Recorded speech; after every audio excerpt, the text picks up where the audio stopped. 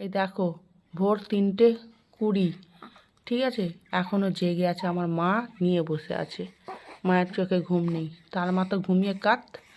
এই দেখো কেমন ভোর 3টে অবধি খেলছে, 4টে পর্যন্ত খেলবে, এটা রোজের ব্যাপার। খেলবে, এই যে আমার মা খেলাচ্ছে, দেখো মোটামুটি এখন খেলবে। চলছে নাটক, চলছে এখন ভোরবেলা। দেখো কি কি করছে, দেখো খালি